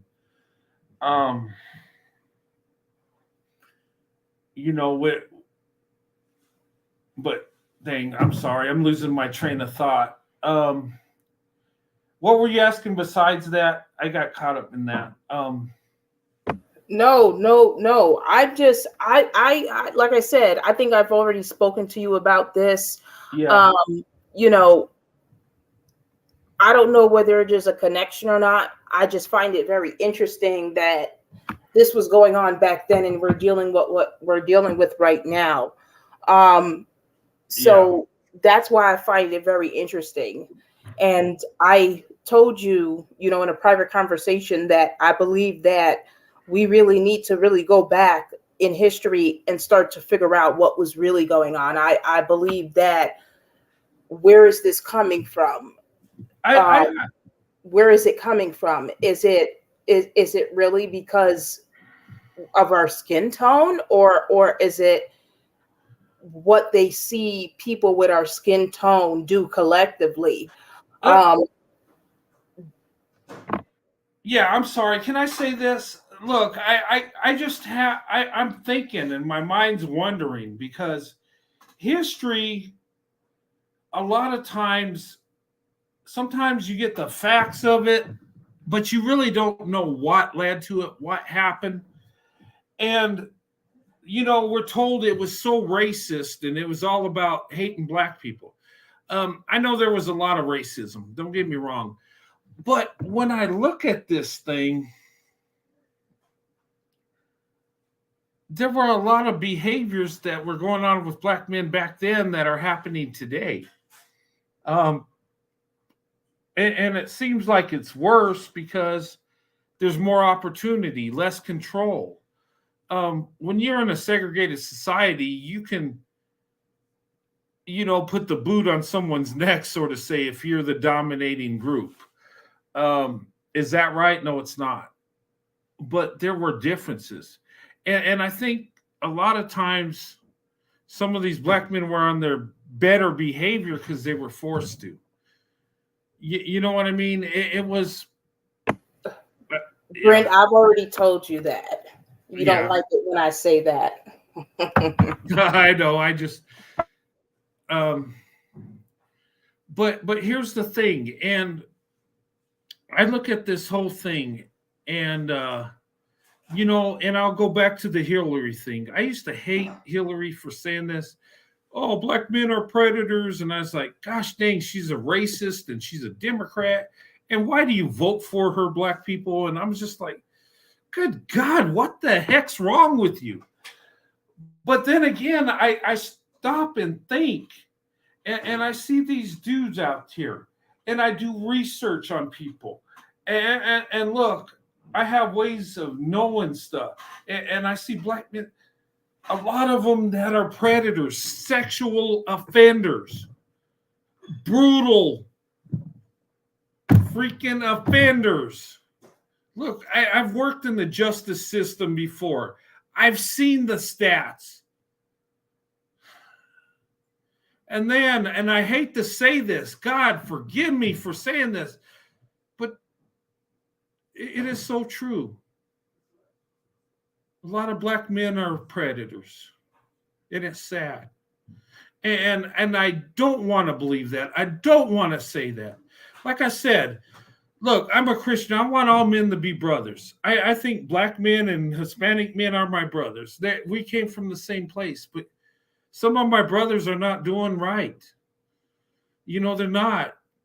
And as much as I love black women, and I think my love for black women is putting me in a situation to where I'm forced to just tell the truth the way it is. And it's an uncomfortable truth.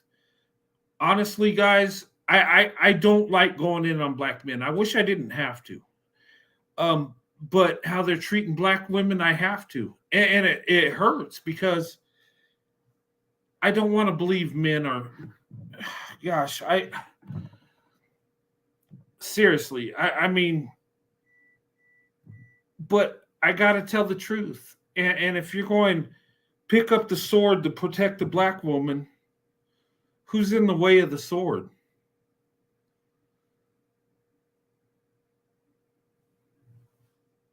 I'm just saying, and I'm trying to I want to give everybody the benefit of it.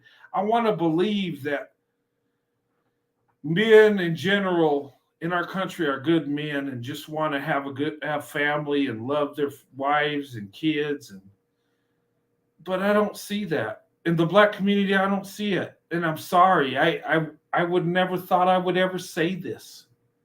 I would never thought I would say white men love Black women more than Black men do, but it's true. And Black women, I know you kind of feel like I do, and you love Black men more than I ever could because they're in your family, your community. But the truth is truth. And ladies, I know you're the best option. You've proven yourself. There is no question that Black women are the best when it comes to family, when it comes to marriage. I mean, I've always seen that. But what do we do about it? And my thing is, and that's why I promote white men and Black women together, because they're the best option. And people say, well, you want to promote white men.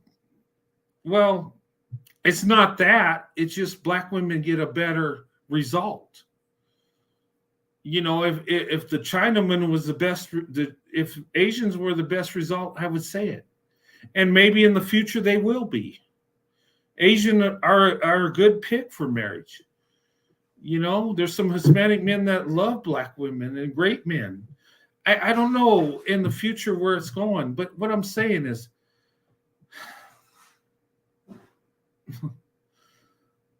the love of Black women has put me on the front, has put me in that warrior mode.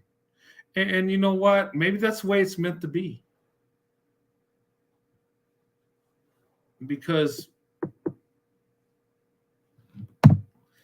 I don't know. It just, you're the best option. You've done the most work. You've done the best, but yet you have a group of men that exploit you, and that's a problem. But anyway, sorry, pro-white leadership. I'm getting I'm getting emotional with this because no, that's fine as well, because that's basically, I've said this and I've said this again. These men have been exploiting us for a very long time. And not only have they been doing that, but they've always include other races of people to do it, but then go out and try to put other races of people's face as the forefront of exploiting Black people when they're the ones who's been doing it. Not saying that no one else is at fault, but I feel that if you're my counterparts, I just hold you accountable at all costs, because I feel like you're supposed to protect me. That's just me as an individual Black woman. I've learned and understand that a lot of Black women just don't view it that way, because these men have never protected us. They just always expected other groups of people to protect them, even though they're not having children with them.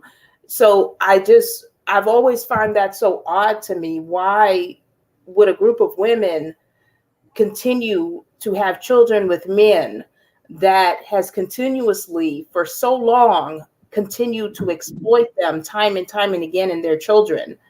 It's just, that's mind-boggling to me, because I just don't have it in me to go lay down and to have a child with a Black man like the way Black women do. And I'm trying to figure out what's going on here, because these men don't like you or your children, and they're showing that. They've been showing this for a very long time. This is not new. Yeah. So I'm trying to figure out what's going on here. So maybe you could tell me. I don't know at this point. So I don't know either. I would just say that with all that's going on, I think at this point, Black women need to take control of Black women. And what I mean is, Black women, you need to choose your own destiny. And you got to be cautious of men of all races. But your counterparts are not doing you justice. And I know with Black women, they don't want to see that. They don't want to admit that. And pro-white leadership, I understand where you're coming from because you see the truth and you want the best option. And but a lot of Black women won't go there. But you're a free-thinking individual. You're going to do what's best for you, and you should. And you're going to get the best income, the best outcome. Well, best income too. But you're a professional woman. You're making things happen. You're a woman of success. And you're hardcore in your thinking and what you say. And you're not wrong in that at all. And I wish more Black women were like you. We would be so much better off. Because with Black women, I believe that Black women have to have a no-nonsense approach. And because Black women have so much to offer that none of us deserve you. We don't deserve Black women. I don't. My counterparts don't. Black men definitely don't. So ladies, you just need to get the best option for you. You can't be leading in degrees in education, leading in the corporate world, leading in entrepreneurship, leading in marriage rates with non-Black men. You do. You lead in marriage rates with Black men. They do a lot worse when they date out from you. That shows your character. And I say this over and over and over again. Ladies, I'm not blowing smoke in you. I'm telling the truth. I'm not trying to gas you up. I'm telling the truth. Every stat I looked at tells me the Black woman is the best option. I got a 29-year marriage with a Black woman. Nobody can compete with me with marriage. Why? Because I chose the Black woman. Let that set in. Look at the stats. Let that sink in. Ladies, you are the most beautiful. You are the most desired. You are the most successful.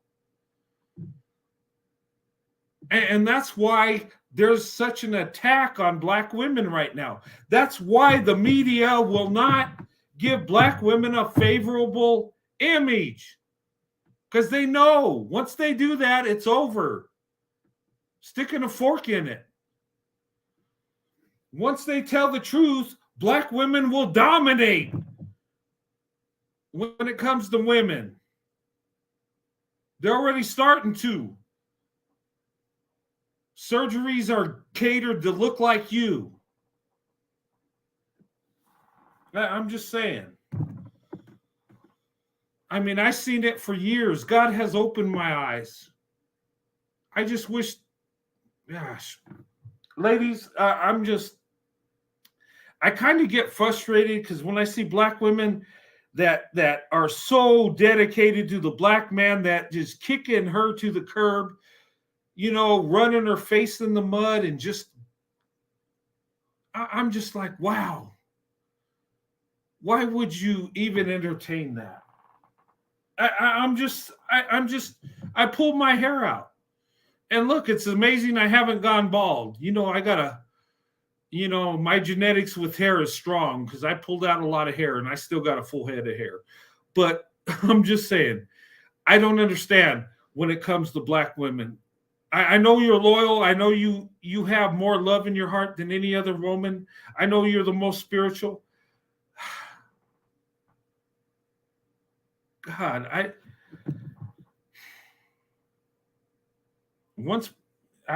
don't know. Once Black women decide that they put themselves first, I believe Black women will be the first in everything. They already are. The only thing that they're suppressing right now is the beauty standard, because Becky is the biggest group of women in America. She's going to tell the world she's the most beautiful. But I'm telling you, There's going to be a change to that, and Becky knows it. Her days are numbered. Where Becky stood on that pedestal, Keisha, get ready. It's yours now. I'm just saying. Sorry, Private White leadership. I shouldn't. Sometimes I shouldn't speak how I feel. No, that's what it's all about over here. Yes, for some strange reason, there's just something in me. I've always been like that. There's just something that's always been in me that, and maybe that's why I'm here. Yeah. I wanted to really go over this because I just found it just so interesting that all this stuff was going on. And then that older Black male that, came out and spoke and talked about how he came from a time, but I don't know how old he is, but I would estimate he's probably born in the 50s, maybe. Can't be more than 60 in his 60s. I would say, I would say the 40s. He looks like in his 70s. My father's in his 70s. I think, unless he looks old for his age, I would say 70s. He was probably born in the 40s, late 40s. I think he was a baby boomer. Yeah. Yeah, so I don't understand what he was talking about because what he's saying was not really happening. Was there some communities? Obviously, but there was obviously something going on where there was a decline where Black men were not in the home. But for some strange reason, they were in court. So yeah, they were bowling for Becky's back in the day. Oh my God. Black men love bowling for Becky's. Hey, I'm gonna make a t-shirt, bowling for Becky's, and I'm gonna make it for my fanboys, my beta fanboys. Bowling for Becky's. And I'm gonna show a Black man, throwing that curve strike and getting all the Becky's he can. Black men have been bowling for Becky's since the beginning of time. They love them some Becky's. I'm just saying. And hey, look, Tyrone, you can bowl for Becky's all night. I'll help you. I'll show you where they're at. It's not hard to find. Becky's are everywhere. Do you notice that? Even if you live in a Black community, you can find Becky's just roaming around. They're everywhere. They're there for the pecking. All you need is just, just some determination and the will to go bowling. I'm just saying. So much for that, Brand. I appreciate that. But I am going to end this live soon. If anybody wants to come up and talk about how they feel or their opinion on this subject, you know how I am. I like to keep my lives 2 hours or whatever. I am going to be going live a little bit more often. I'm going to have an open panel probably in the next 2 days. So you guys could talk. We could talk about whatever. But I just wanted to go over this because I just thought this was interesting that all this stuff was going on. It's just it's just like I said, I've been doing a lot of research, just like I researched slavery. We done the slavery thing together. And we, when we was doing the slavery thing, we learned so much about that and what was really going on. And these men were making it seem as if all these other races of people just came there and just took us. That's how they've been telling us for a very long time. And now we know that's not even true. And that just seems to be a part of their character. It's just they lie so much and then they lie on everybody. It's Yeah. it's like I'm at the point where I know that there's going to be a day. There's going to be a very day. There's going to be a day, and it's coming soon, where the whole world will be against black males again. Mhm. That's coming. It really is. Because when people start to realize how they were manipulated and tricked, they're going to be so angry. Yeah. I think there's going to be a day when black women, white men are going to come together, and it's going to be in a much larger group. And I think even the pick-me's and the mammies are going to start to desire white men. I seen this video of this black woman say, "Zachary, we don't want you. It's black man." You know what? That woman will move heaven and earth when she's 40 to be with Zachary. And I'm going to show that video. But let me tell you, look, I've seen these hardcore pick-me's and mammies that grew up in my generation that want to be with a white man. That will even ask me, how do I find a white man? When back in the day in high school, you were saying white men were garbage. Yeah. Look, here's the thing. The truth always surfaces, and the man with character will always win. He might not be desired in the beginning, but as life goes on, he becomes more attractive. Look, let me tell you, at my age today, with the resources I have, the success I've had, I would have more access to black women that I grew up with than I would when I was young and in my prime. Because these women have been sold a dream. They have been left behind. They have been exploited. And now they see the truth. Now, I'm married. I'm happy. But what I'm saying is, look, and I would tell black women, you need to see the truth. You need to get to know other groups of men. Because I'm telling you, black love is on life support.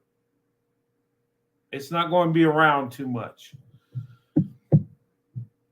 You know, it still works. It still can be a blessing, but it's very rare.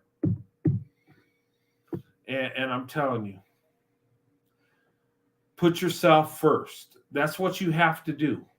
It's survival mode now. Marriage across the board sucks. So now it's survivor mode. Even for us white men, it's survivor mode. We need to start looking in the black women because that's the best option right now. We have a high divorce rate in the white community. And I would tell my white brothers, my Asian brothers, Hispanic, you better start looking towards the black woman. Or you're going to be very disappointed later on in life. Just saying. But I'll leave it at that. Pro-white male leadership, young lady, thank you for having me on. This was a beautiful show. You come with a lot of facts, a lot of knowledge. You do your research. And I applaud you for that. And I pray to God that your channel one day will reach millions. I hope you become a millionaire off this. I really do. I do. Seriously. You put this together really well. And I enjoyed it, you know. And I thank you for letting me be part of this. And everybody in the chat, thank you for supporting pro-white male leadership. Look, the young lady's controversial, but she's factual. She's strong in her beliefs. And she wants the best option. You know, she's killing it in the corporate world, and she's going to kill it in the love world. So, you know, if you want to do things the right way, listen to her. She's got it together. Believe me. I'm just saying. But Brent, thank you so much for that. And I thank you so much for your love for Black women. I appreciate your dedication to Sandy as a Black woman as well. And that's what it's all about over here, is that I've noticed over time as I've gotten older, not all, obviously, but that white men definitely do have love for Black women. I've definitely noticed that, and that's why a part of me created this channel, because I think that it's time for us to support you guys as well. This needs to be a reciprocal thing, not just, and not fence sitting or or whatever the situation is. But me personally, I'm truly dedicated. I think that you know that. I'm truly dedicated because I just know that's just better. And that's just what it is. And I feel like you guys have shown that you guys have just progressed so much from the time that we're talking about right now to the time now. You guys just have progressed so much. You just became a different type of man, a better man, that it's just incredible. And I look at stuff like that. And I think that Black women need to look at things like that as, yes, we've probably been done wrong or whatever the situation is, but we do need to look at self-correction and progression. I think that's so important. And that's basically it. I don't really have much to say. Brent, if you need to do a closing statement, you can go ahead. Okay, no, I don't. I just want to say thank you for having me on. I love you. You're doing great things. I enjoy your channel, and I had a great time being on here, and I appreciate your support, and you got my support, and I love your channel. You're an amazing friend, and I love you. Both me and Sandy love you. You're awesome. Keep up the good work. And what I love about you is you stand for your beliefs. And whether it's controversial or not, you stand your ground. And I respect that. I love that. And, you don't come with no BS. You come with facts. And that's what makes you credible. And I thank you for that. And big love to you. I'm going to drop off. Thank you for having me. Everybody in the chat, thanks, for being here and support this young lady, because she knows what she's talking about. She does a lot of research. She's highly educated, got a lot of knowledge, and every time I watch you, I learn something. And let me tell you, and as old as I am, I mean, but anyway, no, but I love you. You do a great show, and I enjoy your content, and just keep it up. You're not afraid to go to where most people won't go. And I appreciate that. But thank you so much, Pro. Thanks for having me. You have a good night, and I'll talk to you soon. Thank you again, Brent. I appreciate that.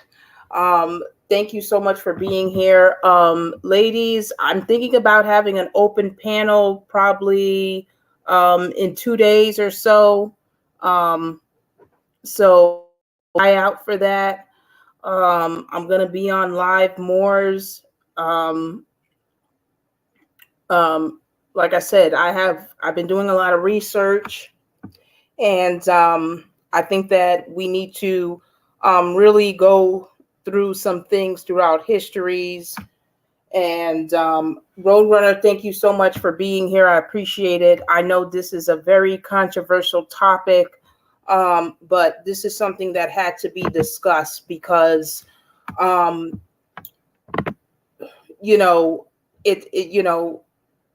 I don't know Margaret Sanger. Obviously, she died in 1966. I don't know, but with the information that I have received and what we have seen here, as well as Dr. Moynihan.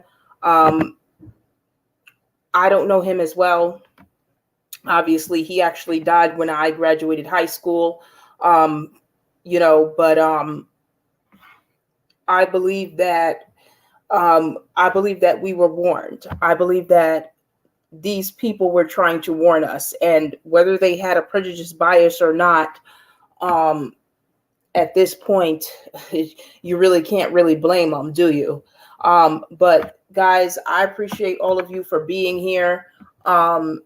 I want to thank you all. Thank you all for being here. I do appreciate your time, and enjoy the rest of your Sunday, everyone, or Monday, wherever you are.